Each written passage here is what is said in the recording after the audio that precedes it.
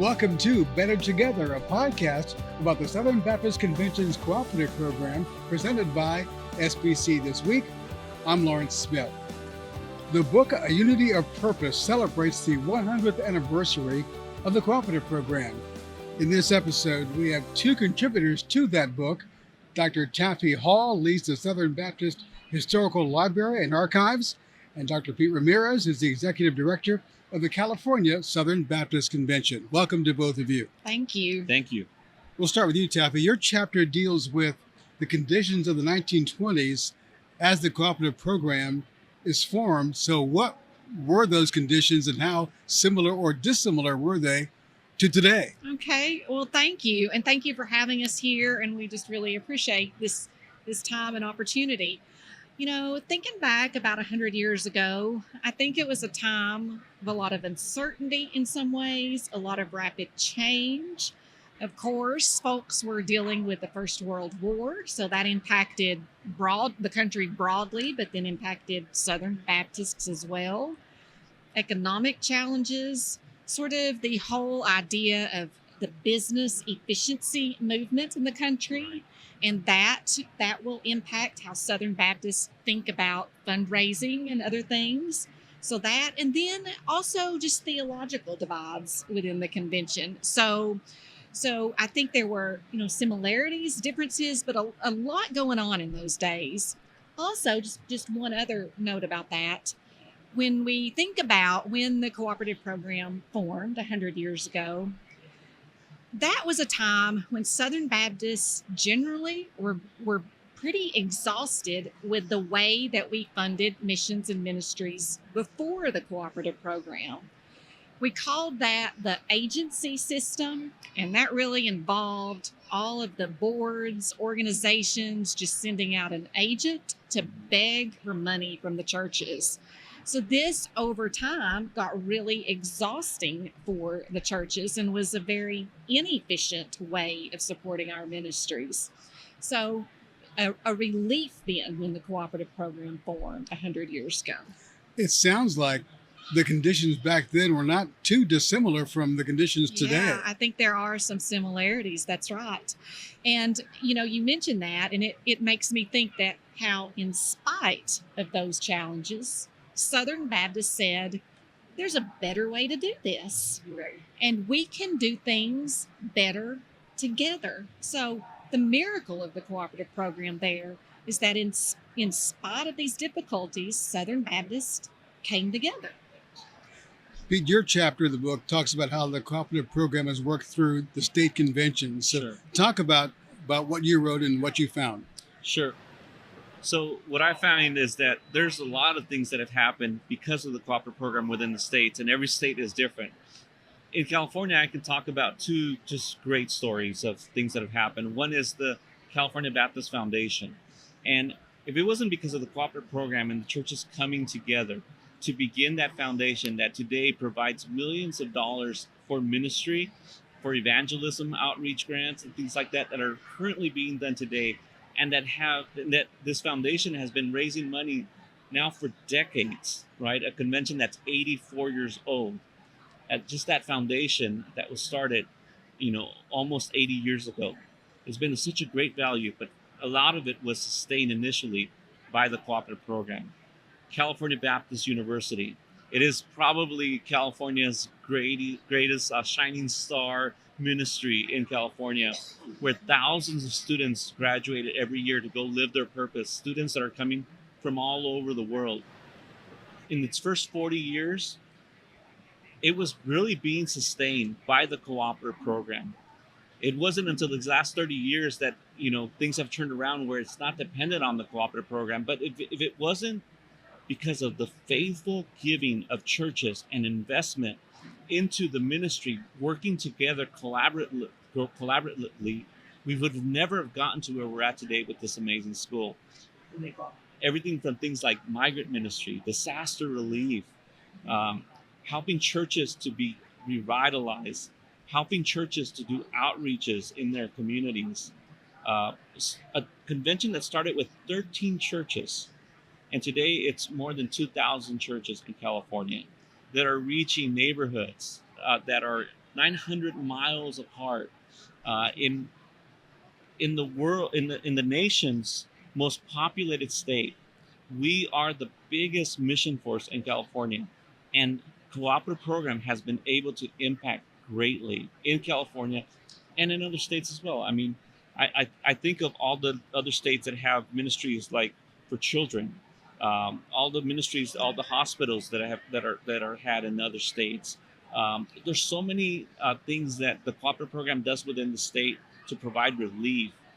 It's just incredible. We can go on all day talking about it, but it's just what I notice is that it's stuff that it's taken time to really see the great value and the blessing of the multiplication of the years of faithful giving to the cooperative program, to see what God has done over 100 years.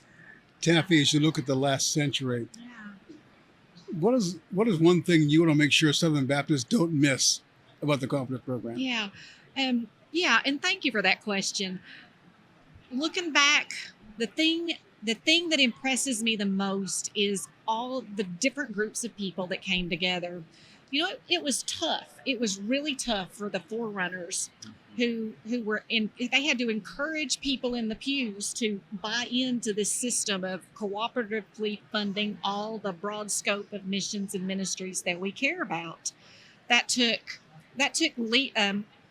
input from all levels of the convention leaders, the huge role the Women's Missionary Union played in the 75 million campaign and convincing people to tithe and give and promote these programs.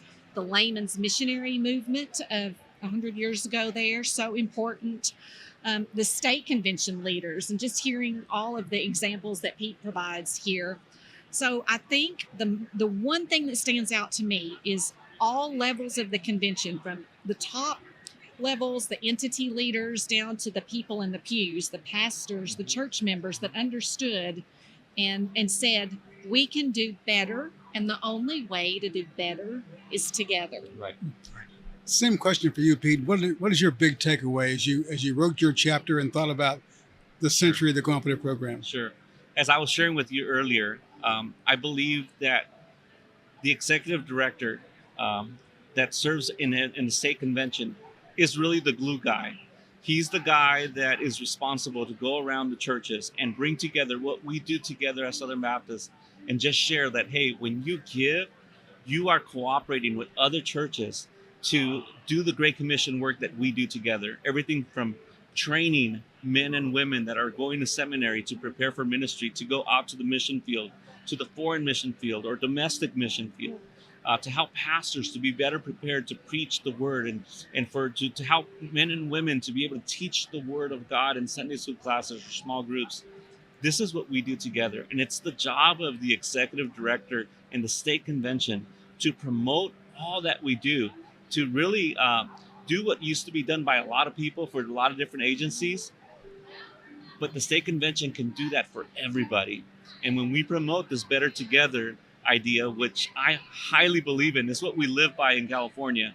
When we promote this, and it's not about us having to win. It's about the Great Commission work that God has called us to do. It's about the win that the Lord gets as we work with the heart towards mission, with the heart to honoring God. Then when we do that, then I think we can see great things happen within our family, within our convention.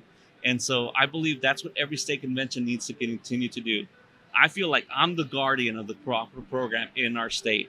If our church is going to be generous to give to the cooperative program, is because the executive director is sharing that vision and really demonstrating what generosity is, so that God can then bless us within the state as we do the work that He's called us to do. As you're doing this promotion, both of you, what challenges do you see, and how do you address those challenges to make sure the cooperative program goes on for another 100 years should Jesus tarry? Yeah, You want me to go first? Take that. You take Sure. So I think the biggest challenge is that there are so many people, like there were in the 20s, that are coming after our churches requesting money to help with this ministry, and it's special interest things that people have. And what people don't understand is that when you give to the cooperative program, you take care of everything. And so we need to remind people that it's not about just giving to a special need or something that it goes to your heart, right? But think of everything that God has called us to do. And think about this amazing system, this amazing family, this amazing organization that is the Southern Baptist Convention.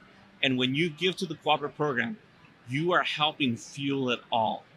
And really, that's what we should be doing as Southern Baptists, cooperating together to do the Great Commission work.